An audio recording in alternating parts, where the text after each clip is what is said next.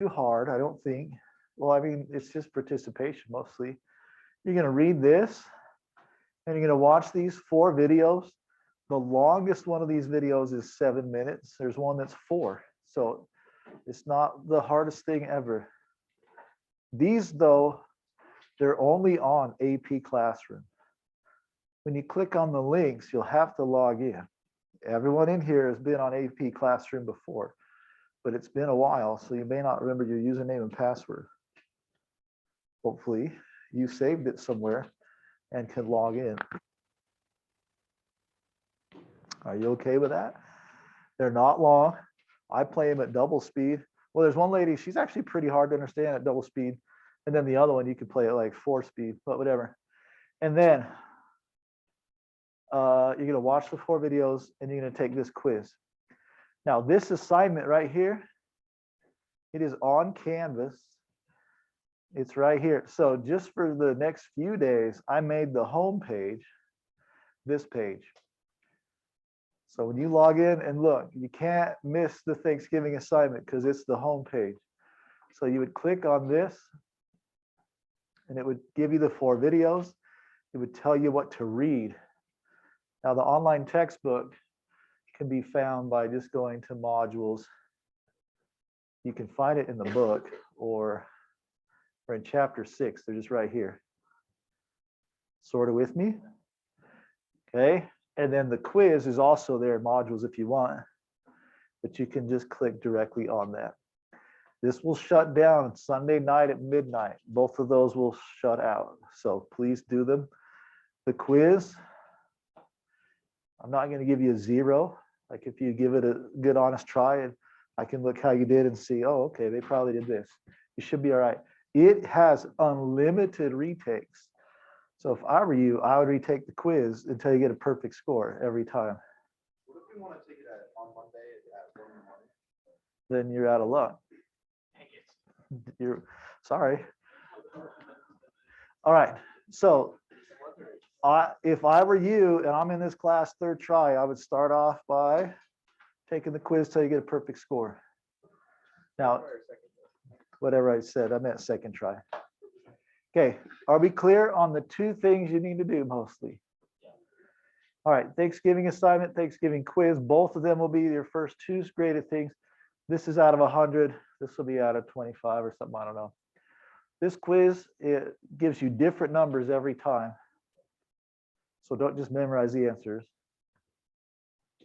Oh, I should say, when you get your answer in the calculator, it'll be like 4.185 e to the 14th. For typing purposes, don't include that. So if it was 4.185 e to whatever, you would just put 4.185. You don't need it. That's already there. You with me? And you'll see your right answers. So yeah, you should be able to do it. Okay. Now, some of you are not going to be here next try.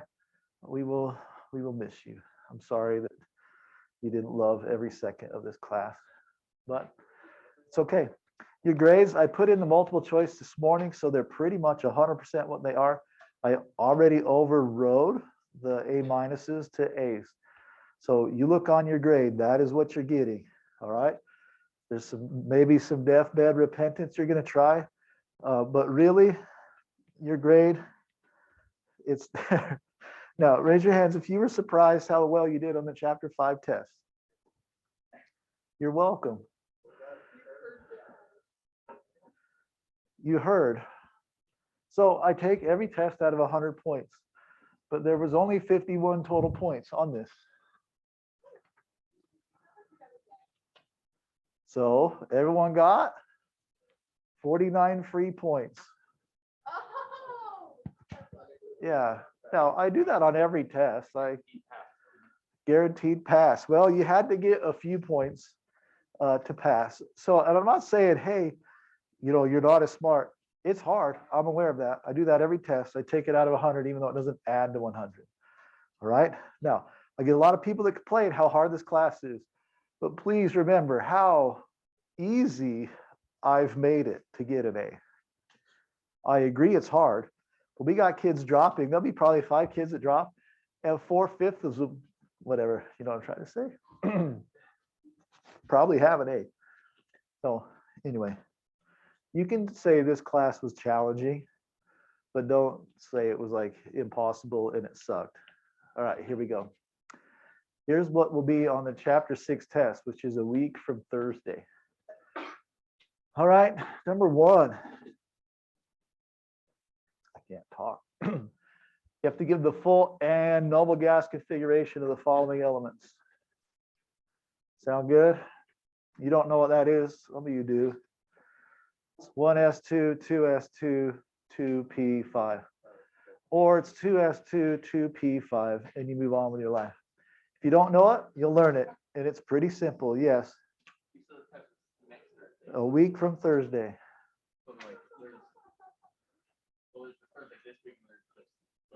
Not this one, but the next one. My wife and I fight about that all the time on off ramps.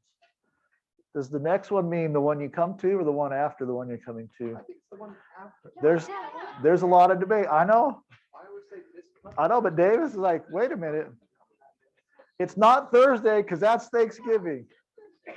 Okay, here we go. So next,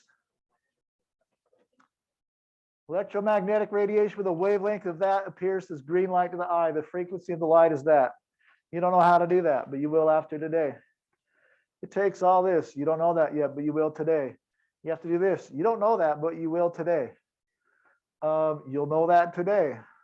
This is coming up, coming up, coming up. Sound good? We're learning a little bit today. I've already wasted too much time. Then you'll learn this today, this today, this today, this today, this today, and this like on Tuesday. And then there's a couple other questions, but this is pretty much the test. You all right? I took your chair in the back. There's a few others like right there. All right, so most of what will be on the chapter 6 test was just showed to you. Fair enough. Okay, chapter 6. I love chapter 6 because it's physics, and that's my major. But it's also chemistry. So here we go. Oh man, forgot how much I don't really like teaching, blowing my own hot air into my own eyeballs. So the electronic structure of atoms. So sounds like to me, electronics, that just seems like, oh, hey, I got a new iPhone. But that's not what we're talking about. When we talk about electronics, we mean what the electron's doing. It's all about the movement of the electrons in this one. You okay with that? There's some math, there's some stuff. It typically is a fairly fast and really high scoring exam. It should be really high because I just showed you 10 out of 11 questions. Do you understand the words coming out of my mouth? Okay, so here we go. We're talking about waves. A wave is that thing that goes up and down and travels through a medium. In this class, we could not care less about the amplitude of a wave. It's a thing. It's how far away it is from the medium, but we don't care. In this class, we worry about wavelength and frequency. Wavelength and frequency. Wavelength has its own symbol. It is lambda, which is a Greek letter, and it looks like that. You can just draw like a upside down Y, and that's good enough. You okay with that? You do need to know that from now on. Lambda equals wavelength. Wavelength is the distance from like parts of a wave. So from the crest to crest, the trough to trough, or where it's doing the same thing. So it's going down here. I couldn't measure it here because it's going up here, or whatever. You okay with that? Pretty simple. Waves have a wavelength, which is the distance between crests or like parts, and then they have a frequency. All right. The number of waves passing a given point per unit of time is the frequency. Now, in this class, it would be nice if frequency was F, but it's not. It's called rho, and it looks like a V. None of that made any sense. right? I don't get to choose these. I didn't make them up, but it's just a V with a little squiggly. I guess the squiggly's at front, but whatever. It's just a V. All right. Now, if you'll think about this, it's a little confusing, but actually this sort of makes a ton of sense to me. That rectangle, it'll make sense. The rectangle represents 1 second of time. I know that's weird, but can you just imagine the rectangle represents how much of the wave would go by in 1 second? Thumbs up with that? Okay, then compare the frequency or the number of waves passing this point and this point for 1 second up here or 1 second here. So it's pretty easy to see. What are some words you would use to maybe describe the top frequency versus the bottom frequency? Higher, greater, faster. No, don't say faster because speed's going to be the same no matter what. All right. So there's more of them. You okay with that? So if I was a singer, sing like that doesn't, I can't talk right now. When you make sound with your voice, it's not one of these waves, but it's good enough. But that'd be like a high pitch sound. You okay with that? And versus dead inside versus a soprano, right? I thought my demo was pretty good.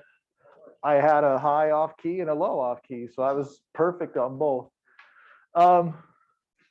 Okay, so there's just a couple things you have to know. High frequency equals high energy. And you're like, well, wait, you just said the speed's the same. That is true, but energy isn't necessarily the speed of the wave. And we're going to learn about that. So it would be pretty easy if you were to draw, you would, to draw like a high frequency, you just scribble a lot, right? Versus low. Well, which one took more ink to draw? This one, right? Ink is relative to energy in this example. So we have high energy, high frequency, but what's kind of weird about this is that it's low, what? Wavelength. So I need you to know something. You need to know from now on that energy and wavelength are something proportional. How would you say that? They're inversely proportional. As one goes up, one goes down. Have we talked about inverses in this class yet? It's like the amount of parties you go to versus your GPA. Right. I went to a lot of parties, so let's just put it that way. Oh, that was hurtful. All right. So, sort of okay with this so far. All right. Now, what does it have to do with electrons? We're going to talk. All right. Oh, we should talk about, I'm sure there's a slide in here somewhere, but let's talk about the speed of the wave. There's a lot of physics to this, but we're in chemistry and we only care about electromagnetic radiation waves, or EMR, and they have a constant speed. Anyone know what that speed is called? C, or the speed of light. So you should add in here, the speed of a wave is equal to C, which is the speed of light. Now the speed of light is a constant, so that's super nice. We will use the same number always and always. I will round it just for writing purposes, but C is equal to 2.998 times 10 to the 8 meters per second, which I usually round to 3 times 10 to the 8 meters per second. Now, I'm going to be honest with you. What class are we in again? Chemistry. You almost never use this exact measurement. Just go with me. It's the same. We're just using the metric system. Or this number is what we really use. 3 times 10 to the 17 nanometers per second. This is the number I would program into my calculator. If you own a calculator and do not know how to store a variable, talk to a nerd that does, because I guarantee that there's at least 5 of you in this class that know how to store a variable. Is there anyone? No? Who knows how to program a variable? 1, 2, 3 and a half, 4 and a half. So I was close. 4 and a half rounds to 5. All right. There was a kid a long time ago. He programmed his calculator to do everything.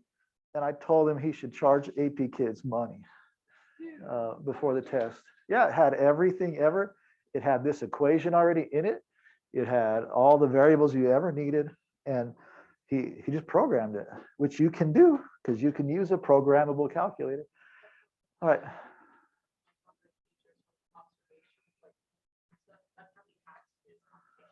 Yeah, why not? Yeah, I wouldn't do that, but I have, this is my same calculator from college. It's dead, I'm sure, because I haven't put batteries in it, but I would just go to variables and I just type letters and it would do all the math for me. It was very nice. They're very complicated, but extremely awesome because they do calculus. Okay, moving on. The reason why we use this is because typically wavelength is measured in nanometers. Whoops, I don't know why I put a slash. Nanometers.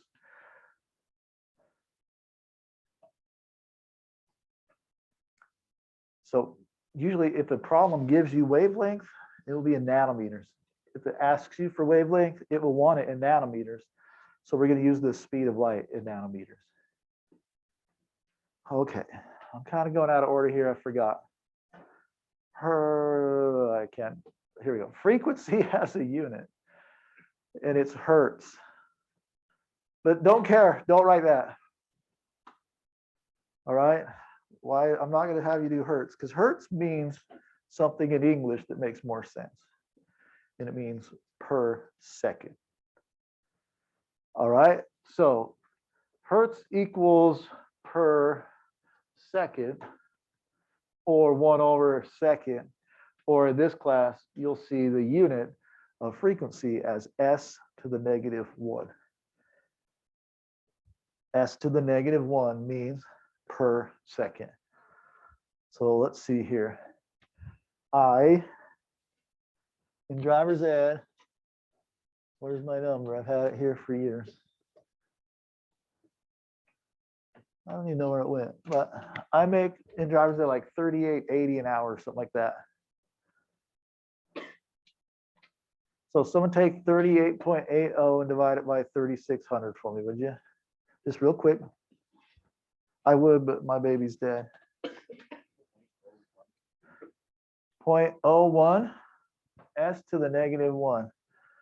So I'm making what per second? A penny. Whoa, I'm just raking in the dough. That doesn't sound very much, but 38.80 sounds pretty good, right? All right, so s to the -1 just means per second. Okay with that? Okay, lots of stuff here, but we're doing great. Oh, hey, I had it right there. All right, next, if you were to read the book, which I'm sure you will, you would come across the equation that says that speed, which for us will be a constant called the speed of light, is equal to the wavelength times the frequency. This is an equation you should know. You'll be given it, but if you know it, then you know how to use it. It works better.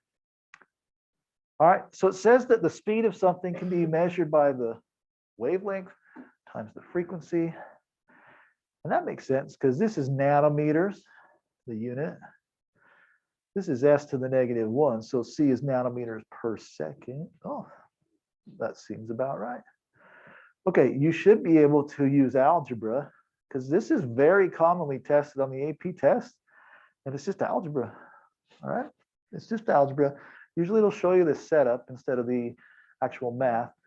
But you need, I would throw this into the old good Tom circle. C is equal to lambda F, or lambda is C over V, or V equals C over lambda. What is V again? It's kind of the weird one. Frequency, wavelength. I don't want to write it out. Wavelength and speed of light. Yep. Thank you. All right, that's those. So we have these three derivations of the same formula. You okay with that? Okay. This is on the test. I can see the multiple choice and the free response. It's going to be a little bit different, but excuse me. All right, I already said this crap. All electromagnetic radiation travels at the speed of light, 3 × 10⁸ meters per second. My very first year of teaching, I taught that wrong the whole year. I put 3 × 10⁹, and about the 5th question on the core test back then, a kid comes up and they're like, hey, they put the wrong number for the speed of light. I was like, oh no. I taught an entire year group of children that it was 3 × 10⁹. It's okay. I was telling them the speed in decimeters. Little did they know. All right, the electromagnetic spectrum is a big old thing from here to here, measured in frequency or wavelength, and visible light is just the tiniest sliver of all time. Tiniest sliver. All right, this is what our eye can see. All this other radiation, we cannot see it. It exists. We know it. Radio waves, well, I've listened to the radio. Microwaves, I've cooked with it. Infrared, you can feel heat from the sun. All right, I can see visible. Ultraviolet burns you like sun burns. X-rays, got a few last week. Gamma rays, I mean, hopefully I never really go in for like a gamma ray, but that's super high energy. What's that? Absolutely. Our eyes take this wavelength, whatever it is, and it hits the back of our eye, and we have a chemical reaction that tells us what color it is. That's pretty amazing. All right. So anyway, there's that equation. We'll go into a lot more depth in this eventually, but all right. Then I deleted like 20 slides, so don't worry about this part. Electromagnetic radiation has 2 parts. Any guesses? The electro and the magnetic part. And so just some kinesthetic learning real quick. Go up and down with one hand and then side to side with the other. All right, how fun is that, Seth? So that's what's happening with electromagnetic radiation. Those waves, we're used to like an ocean wave traveling in just the bumps, but this one travels and travels. It's very unique, right? But both parts of that wave travel together, and that was discovered by Mr. Maxwell.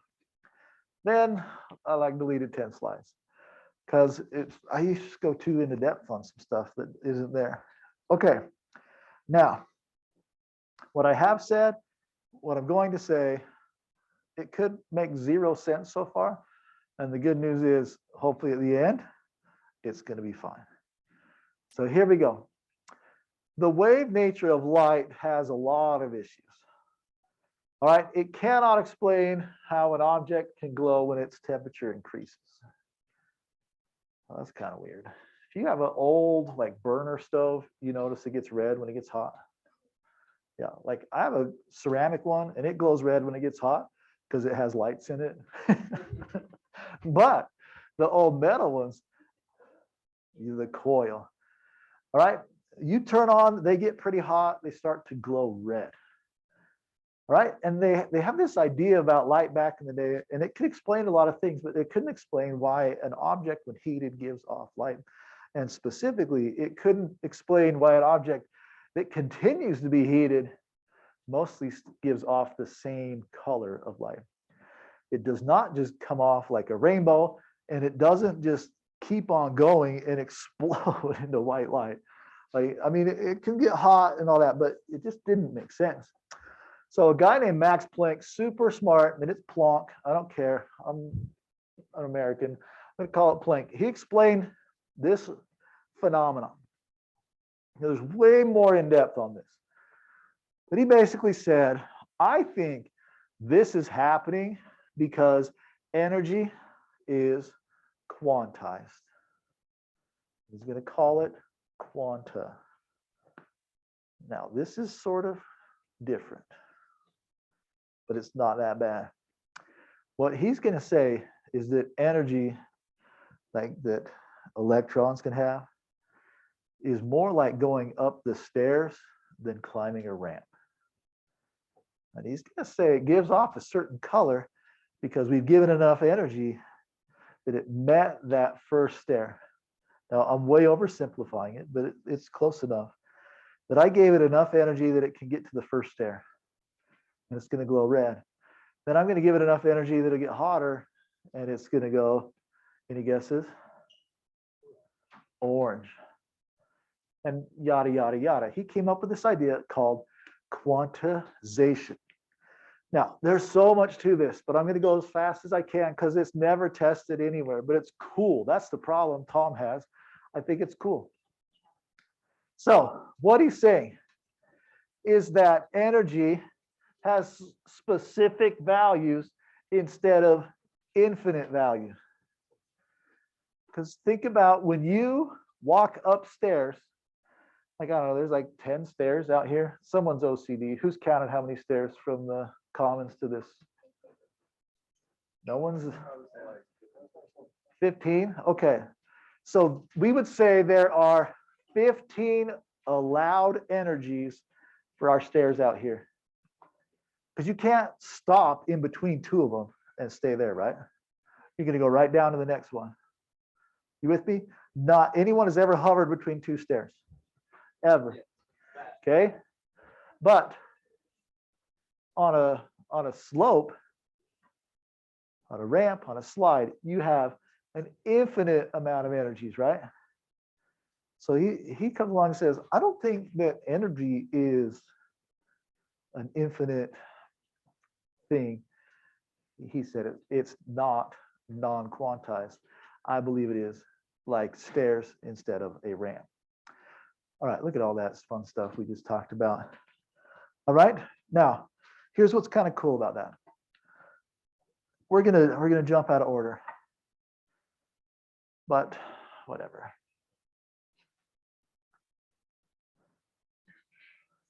All right, we're gonna learn that the electron is kind of like stairs. It has a nucleus, and then it has certain places that it allows electrons to live in.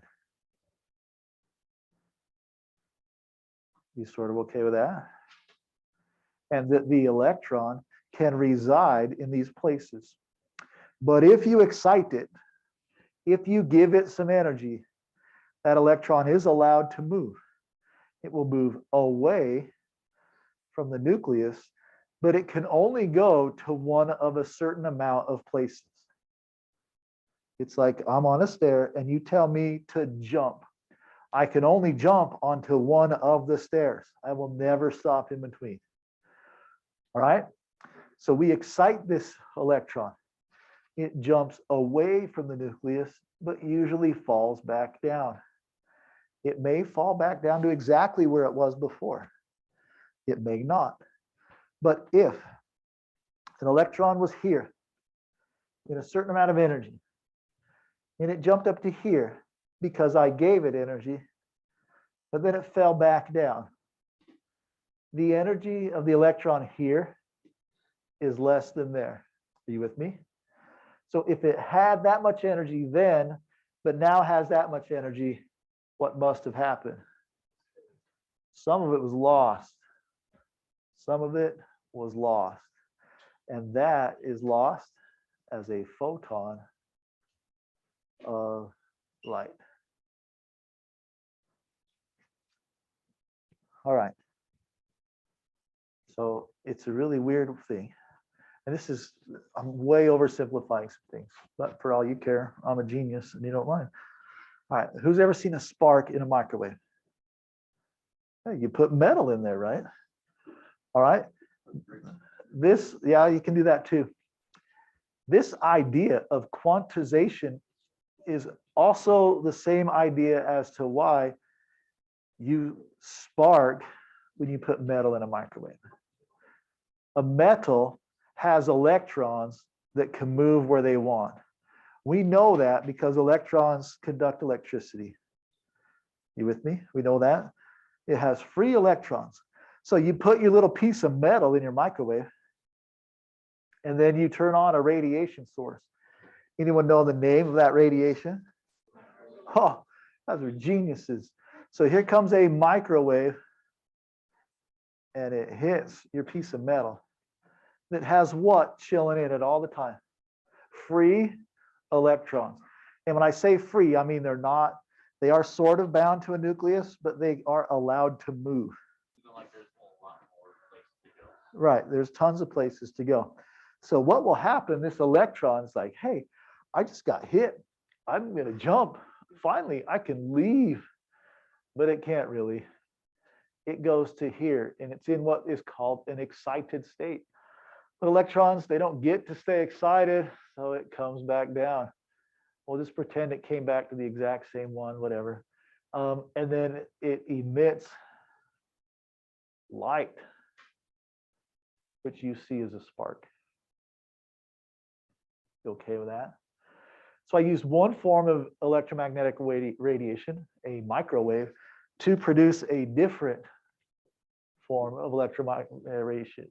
Oh my gosh. Form of electromagnetic radiation called light. Okay, now let's pretend, I'll go quick here. If you have me for normal chemistry, you've heard this story. But this is just this is a game of crack the egg. All right, who's ever played crack the egg on the trampoline?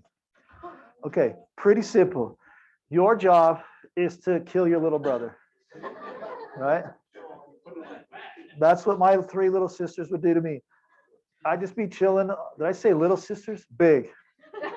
I was the little brother. Their goal was to make me make a decision. The decision was to continue to hold my feet and die, or to let go of my feet and survive. Right? Now, if I would have known then the flexibility of my neck that I know now, I would never have let go. Because when you're 5, you can do whatever you want. You just fold every which way. When you're 46, it doesn't work. Yeah, my sister has a scar from playing this game. Oh. All right. My head hit her glasses, which cut above her eye. Okay, moving on. So here we go. My sister, Emily, oh no. Okay. Emily's gonna jump up and down. Okay. Yeah, it just happens. It happens. We're all right. We're gonna jump up and down, and then she's gonna do that one little thing, you know, when you impart everything you got to that missile. You know what I'm talking about, right? Okay. Now this is a different game of crack the egg than you've ever done. It was crack the egg where you try and get me to land on a certain ladder rung.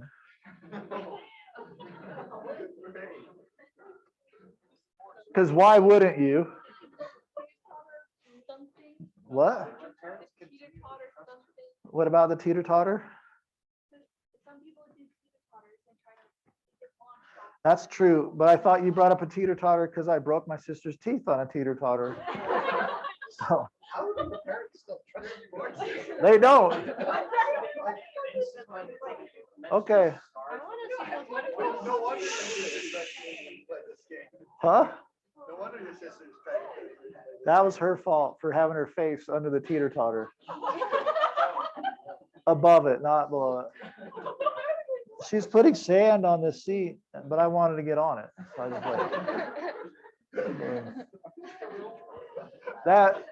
That same sister, This explains a lot. yeah, that same sister, we're at recess in Vernal. She's chasing me around, and I ran under the like pull up monkey bar thing. Turns out she's taller than I am. So I went ran under it. She's like, oh, boing. Yep, she loves me. Her name's Amanda Hammonds. She lives in this very town. She loves me. But this was Emily. Amanda was nicer than this. I don't know why. Okay, moving on.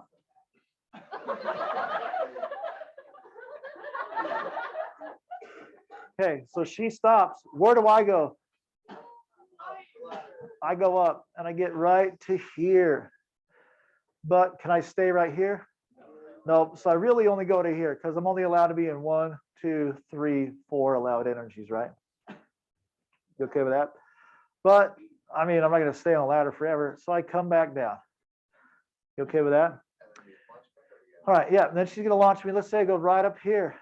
And this is that time where it's time. You must let go and use the coolest physics of your life. If you ever think about how smart your brain is, you let go and all 4 of your whatever these are called, appendages move to straighten you out. Like it's a miracle. We're not as fast as a cat, but we're pretty good. But she hits me up so high, I'm going to fall a lot farther. And if I fall, I'm going to scream. That's one of my better ones ever right there. So look, my sister, bless her torso, took her energy and imparted that energy to me, which then I changed to a completely different thing. You okay with that? The pitch of my scream is probably dependent on how high she bounced me, which it really would be kind of, right? So when you think about all this and how complicated it is, it's just Emily trying to kill Tom by playing Crack the Egg. Can I tell you about my dumbest thing I ever chose to do? All right. I still have on one of my forearms. I'm too hairy. No, that's a different scar. I was just stupid. I was a boy. Is this brown? I don't know. What?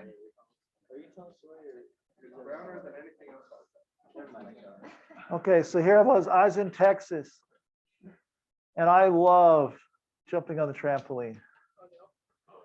So I'm in Texas with my friend or my cousin Sloan, and I think I'm going to climb up as high as I can and jump on this trampoline, which I don't know why you guys are making noise. That's a fun thing to do.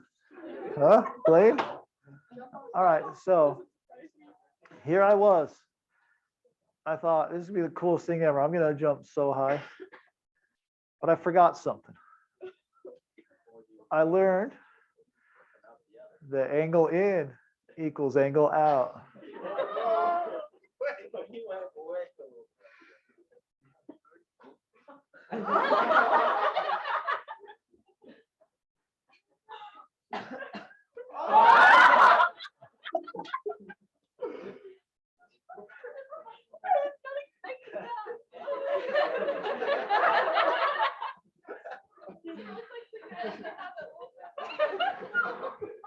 And then I slid down the tree and I shredded my forearms right there. It's really hard to see. Do you see how there's like white things right there? I still have those stupid scars. And right there. Yeah. I'm recording. So what did we learn? Angle in, angle out. Now let me fast forward. This is a complete waste of time.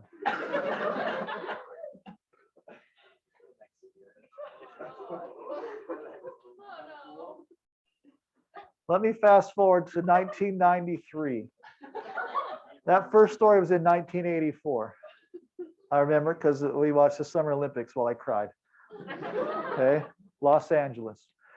1993, it might have been 92, I can't remember, but it snowed like you in your life have never seen.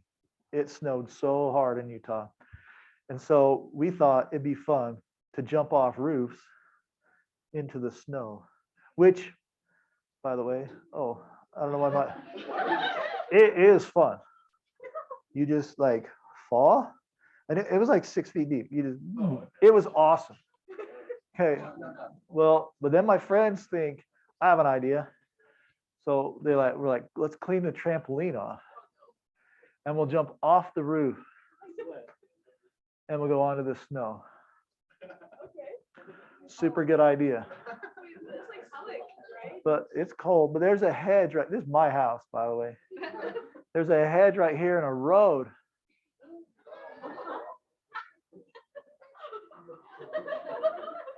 And Tom thought, this was 18-year-old Tom. He thought, bro, when you were 9, you almost died. Maybe you shouldn't do this. So I decided to let Mark do it first. So Mark, he gets up and he's like, all right, full send or no send, right? Okay. So Mark, this was the funniest. I love this so bad. Mark goes first, and there's like 6 of us on my roof. And Mark jumps off, and we're aiming for this spot here, and you're thinking, okay, hedge road, I know where this is going. No, you don't. Mark hits the slippery trampoline. And then gets bounced from like this position, to this position, right into my hedge. And it was awesome. No, we were done. Because it looked like Mark died. Because he landed and immediately his feet slipped out and he like broke his neck. Boom. It was so violent. So you know what we did instead? We moved the trampoline and we skied off the roof onto the pile of snow right here. That's better. Did anybody run into the hedge? Nah, you could like turn. Those good times. Okay, what does this have to do with whatever? I don't even know anymore. But hey, quantization is like a ladder. You can be on some places, and how loud you scream when you fall depends on how high you are up. Or the electron and where it can live is like a ladder, and the farther it is, the more it can fall and give off brighter colors of light. Shouldn't say brighter, higher energy. The BIV instead of the ROY. Anyone know what I mean by BIV instead of the ROY? Yes. Red, orange, yellow, blue, indigo, violet. Red weak, just like Bear River. Violet is really purple, which is strong, which is like box elder. Okay. It was convenient for them to do that back in the day. Okay. Moving on. Okay. All that stuff I just said, Einstein listened to me tell that story and he thought, oh, this explains some stuff. All right. Einstein and I have been together. I have proof. I have a picture of me and him together right up here. I can't reach it, but it's right there. Okay. That we had a conference in Mexico once and we hung out together. Does anyone believe that? Okay. I've had more than one student back in the day ask, well, you really met Einstein? I'm like, yeah. We hung out like 20 years after he died. Yeah. Okay. Here we go. Yada, yada, yada. Einstein used everything I just said to figure out, and this is the real thing about why a microwave sparks, but it's kind of the same idea. I went in a weird order, but good enough. You don't care. You don't even know. He said, oh, you know what? This is really weird. The intensity, I gotta shut up. Okay, you got a piece of metal here, and it will spark when you radiate it with light. but the intensity of the light had nothing to do with it, which doesn't seem to make sense. Like, hey, I'm going to put a brighter and brighter and brighter and brighter light. That didn't matter. The color of the light mattered. You could have a very dull light, but the right color, and it would spark, versus a very intensely bright light, but the wrong color, nothing happened. So Einstein said, hey, this Planck guy in quantization, he's got this figured out. The reason why the photoelectric effect exists is because the energy is directly related to this H thing, Planck's constant, times the frequency. And the frequency and wavelength are dependent on each other. So he was able to prove that these things sparked because of the color or the wavelength or the energy or the frequency. They're all related to each other of light, not the intensity thereof. All right. So he brought to us what we call Planck's constant. Well, he didn't bring it, but he used it in this relationship first to say energy of a photon is equal to Planck's constant, which is this nasty number, times frequency. 6.63 times 10 to the negative 34 joule seconds. All right, that is Planck's constant. Now, I typically use that E equals hc over lambda, which might look like a different equation, but I don't know, the first time my math teacher showed me how two equations with variables can be combined into one if they shared a similar variable, that blew my mind. I don't know about you guys, but this is what happens. We know, we learned a long time ago that C was equal to lambda and V, right? So if I have V here, V is really equal to C over lambda. So I can substitute C over lambda in for V. And now I can find the energy of a photon, a single photon of light, if I know its wavelength. It's very simple. It's big numbers, but it's a constant times a constant. That's nice. This is always the same. And I divide it by a number. Easy enough. Well, let's attack, because you got to do this on your test. Sorry. Therefore, if one knows the wavelength of light, one can calculate the energy or photon or whatever. Here we go. So what is the frequency, the energy of a single photon, and the energy of a mole of light having a wavelength of 555 nanometers? All right, so frequency, we just said a second ago, well, we know C equals lambda V, so V must be equal to what? C over lambda. So I have 3 times 10 to the 17th divided by 555. Why 17 and not 8? It's in nanometers. Okay, so take out your calculators. This is real hard to do on a phone. So I would make sure for this exam you either borrow one of mine or bring one that starts with a TI and like an 8. Yes. That's the speed of light. We went over that while you were doing whatever you do. Just do the C times H. Yep. Okay.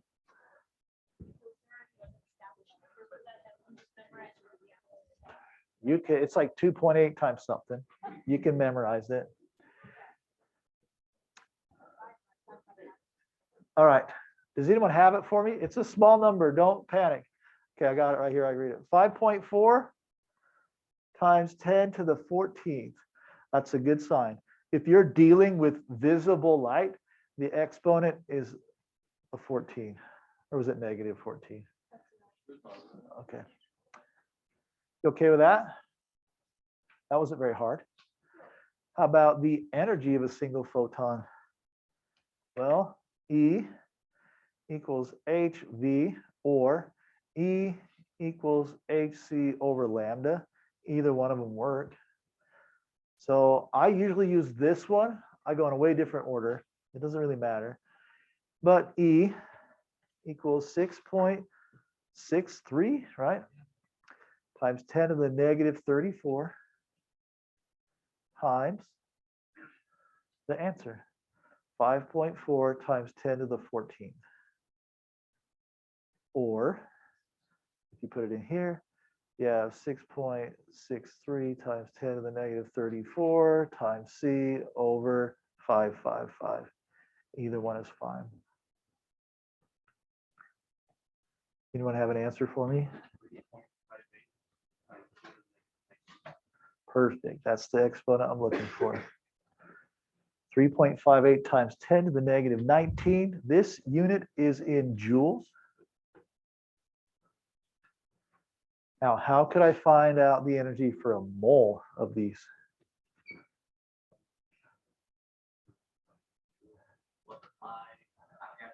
Multiply by Avogadro's number.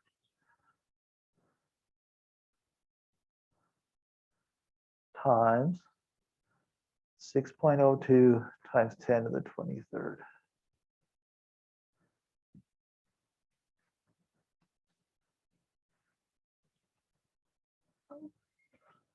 Yeah. What's that? Oh, have we not seen Avogadro's number before? So we like scratched it barely, I guess. This is the amount of things in a mole. When I say things, atoms, photons, molecules, whatever. All right. Okay, anyone have that for me? No. You got a negative and a positive, so something went wrong there. It's 3.25 probably. The exponent needs to be around 4. Uh-oh, we're running out of time. Running out of time. Anybody? Oh no. Nobody?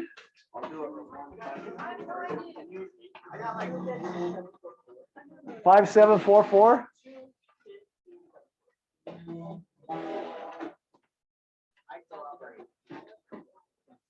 Joules.